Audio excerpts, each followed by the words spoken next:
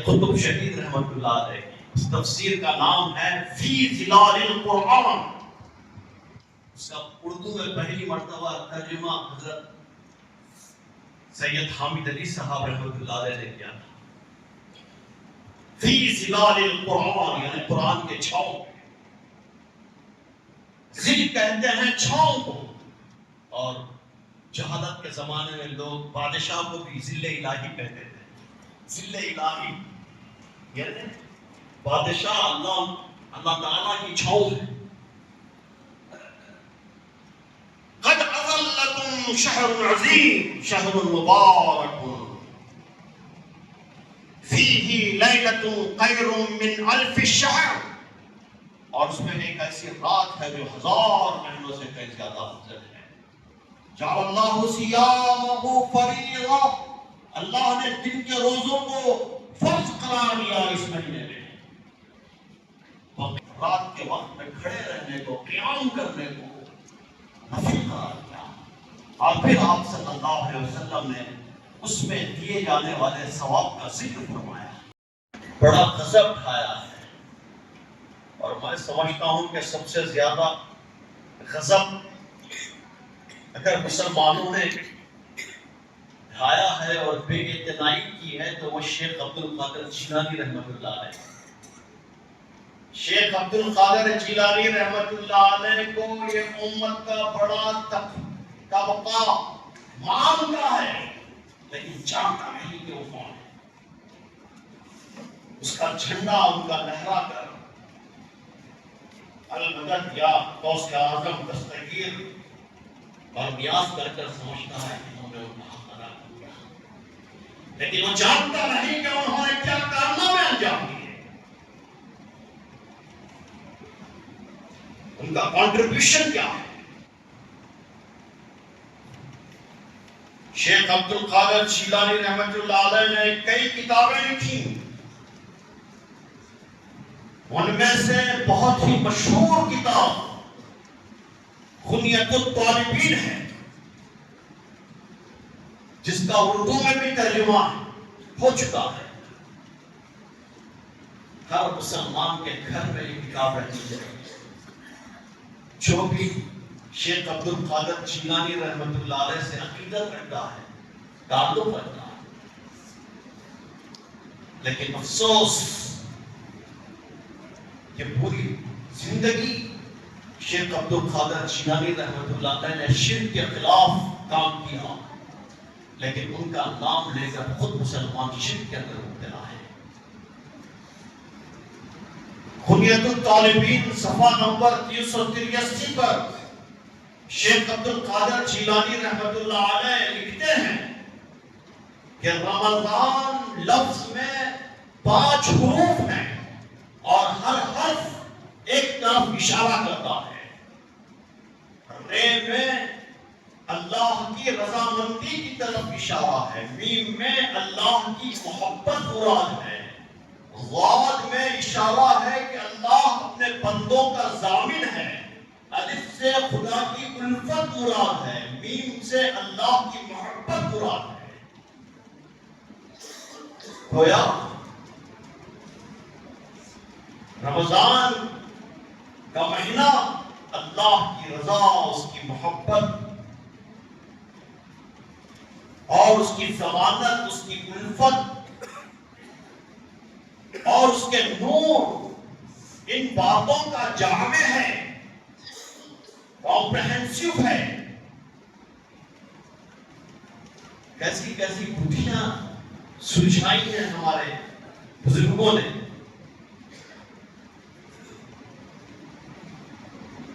حضرت عبداللہ بن عمر رضی اللہ تعالیٰ عنہ روایت فرماتے ہیں. حضرت عبداللہ بن عمر رضی اللہ تعالیٰ عنہ کی جو روایت ہوتی ہے اس میں متکلمین اور محدثین کلام نہیں کرتے یعنی اس کی جرح نہیں کرتے. اس لیے کہ جو حدیث عبداللہ بن عمر نے اور ان کے شاگرد اور ان کے غلام نافع نے بیان کی ہو اس کو اصطلاحی زبان میں سلسلۃ الذوق کہتے ہیں، ٹرمینالوجیکل لینگویج میں چین آف دی بورڈ کہتے ہیں، یعنی اس کے اندر کوئی کلام نہیں کر سکتا۔ اور یہ نافع جو ان کے غلام تھے، یہ حضرت امام اعظم ابو حنیفہ کے استاد تھے۔ تو حضرت عبداللہ بن عمر رضی اللہ تعالیٰ بیان کرتے ہیں کہ رسول اللہ صلی اللہ علیہ وسلم نے ارشاد فرمایا کہ رمضان المبارک میں اللہ کی طرف سے دی جانے والی نعمتوں اور اس کے اجر کا اگر لوگوں کو علم ہو جائے تو لوگ تمنا کرنے لگیں گے کہ سارا سال رمضان رہے۔ اس پر صحابہ رضوان اللہ تعالیٰ اجمعین نے عرض کیا کہ یا رسول اللہ صلی اللہ علیہ وسلم، آپ ہمیں بتلانے کی زحمت فرمائیں گے؟ تو آپ صلی اللہ علیہ وسلم نے فرمایا کہ رمضان کے استقبال کے لیے 1 سال تک جنت کو مزین کیا جاتا، ڈیکوریٹ کیا جاتا، جیسے مسجد میں چنا تھا بیٹھ کر ڈیکوریٹ کیا جاتا۔ اور رمضان المبارک کا ہلال یعنی پہلا چاند، باریک چاند کو کہتے ہیں۔ رمضان المبارک کا ہلال جب افق سما پر جلوگر ہوتا ہے تو عرش کے نیچے سے ایک ہوا چلتی ہے، اس کو مسیرہ کہا جاتا ہے۔ تو وہ جنت کے پتوں سے جب ٹکراتی ہے تو ایک ایسی آواز نکلتی ہے، اس آواز کو کبھی کسی نے نہیں سنا ہوگا۔ دوسری جانب حورعین، یعنی پھول کی جمع ہے، حورعین بننا سنورنا شروع کر دیتی ہے اور جنت کے ٹینوں پر چڑھ جاتی ہیں اور ندا لگاتی ہیں کہ ہے کوئی ہمارے ساتھ نکاح کا خواہش مند جو اللہ ہمارا نکاح کرا دے۔ اور پھر جنت کے داروغہ رضوان سے پوچھتی ہیں کہ یہ کون سی رات ہے، یہ کون سی رات ہے؟ رضوان ابھی جواب دینے ہی والے ہوتے ہیں، وہ خود کہنے اور گنگنانے لگتی ہیں کہ اے مجسم خیرات و احسان، یہ تو شب رمضان ہے، یہ تو شب رمضان ہے، کیا منظر ہے دیکھیں آپ۔ آج کے دروازے کھول دیے جائیں گے۔ حضرت سلمان فارسی رضی اللہ تعالیٰ عنہ، بہت سے لوگ جانتے ہیں اور بہت سے لوگ نہیں بھی جانتے ہیں کون ہے یہ سلمان فارسی۔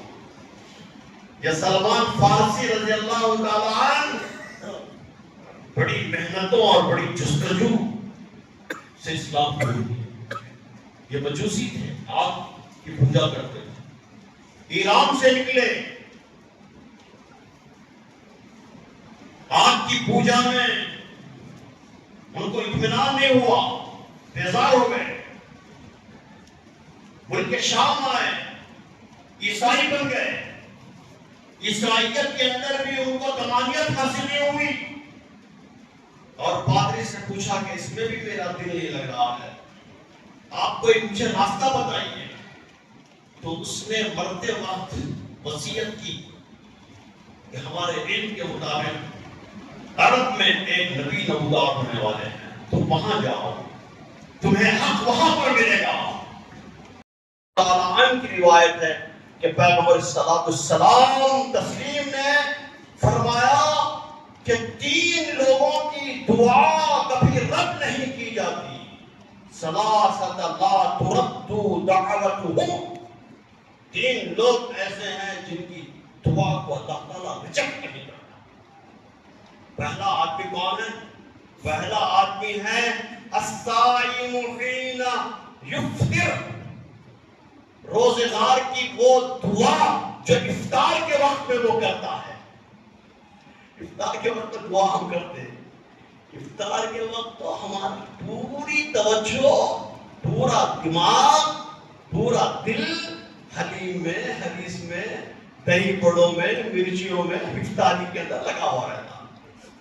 مسجد پہ بیٹھے تو ادھر ادھر ڈھونڈے چپے ادھر ادھر ہو رہے ہیں، بس اسی کے اندر لگے ہوئے ہیں.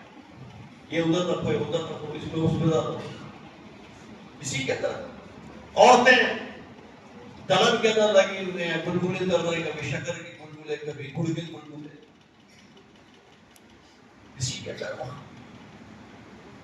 آپ صلی اللہ علیہ وسلم نے فرمایا کہ جو روزے دار افطار کے وقت جو دعا کرتا ہے اللہ اس کو ریجیکٹ نہیں کرتا.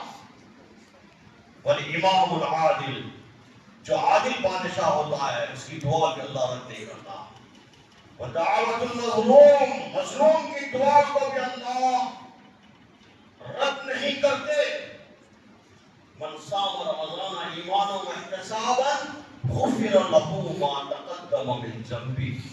جو شخص رمضان کا روزہ ایمان کے ساتھ اور احتساب کے ساتھ کر رکھے گا. ایمانی کیفیت کس کو کہتے ہیں؟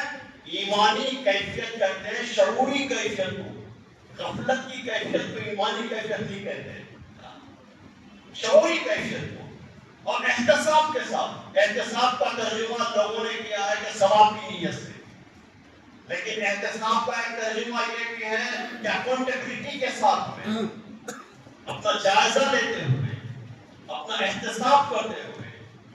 احتساب کے ساتھ جو لوگ روزہ رکھیں گے، جو شخص، اللہ تعالیٰ اس کے تمام پچھلے گناہوں کو معاف کر دیتا ہے.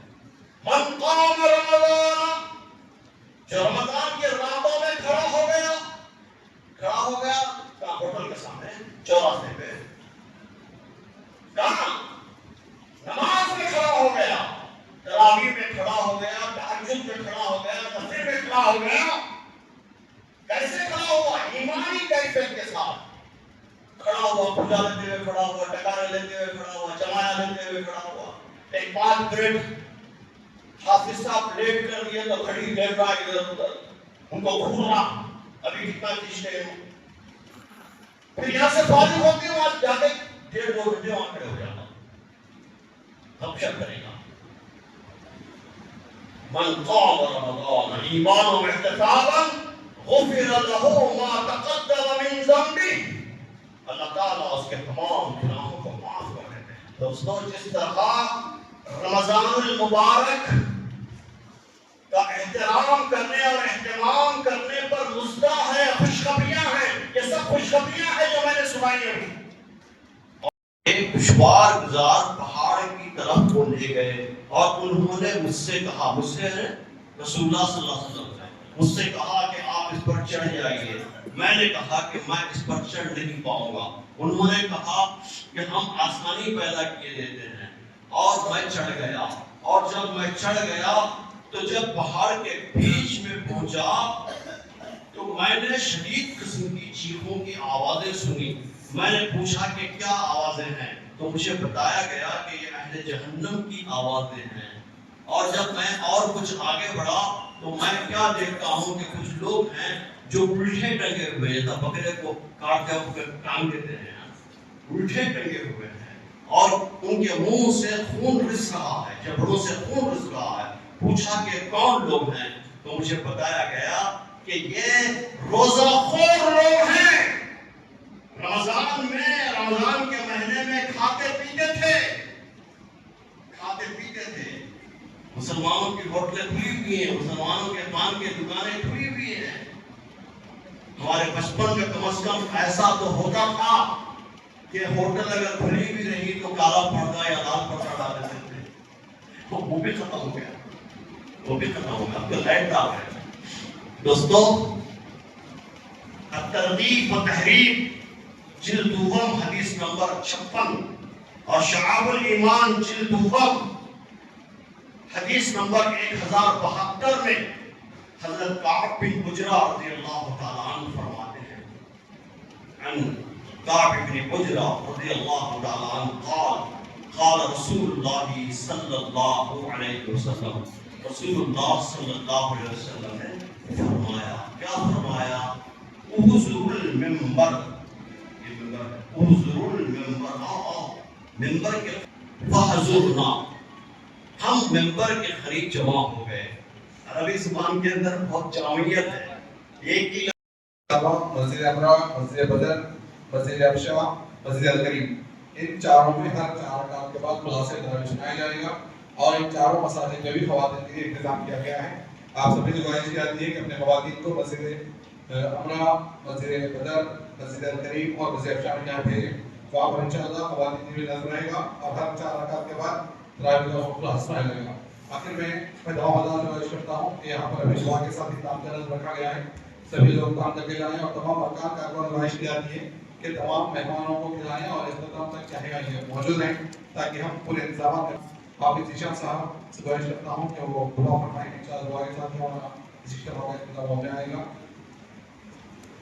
ربنا إننا سمعنا مناديا ينادي بالإيمان أن آمنوا بربكم فآمنا ربنا فاغفر لنا ذنوبنا وكفر عنا سيئاتنا وتوفنا مع الأبرار.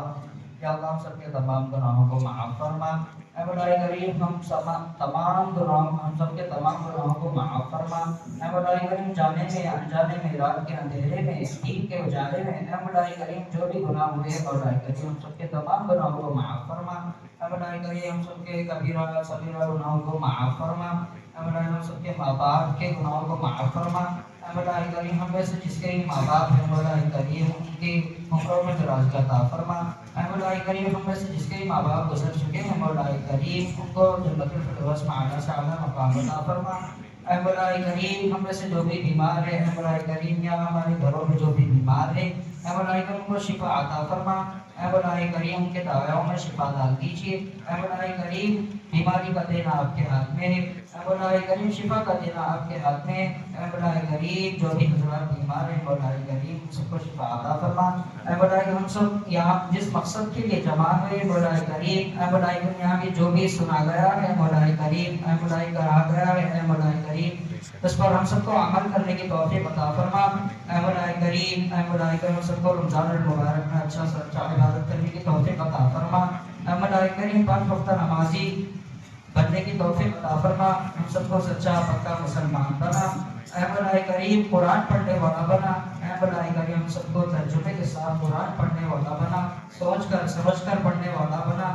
اے مولا کریم جو بھی مانگا گیا اسے بھی عطا فرما، جو مانگنے سے رہ گیا اسے بھی عطا فرما.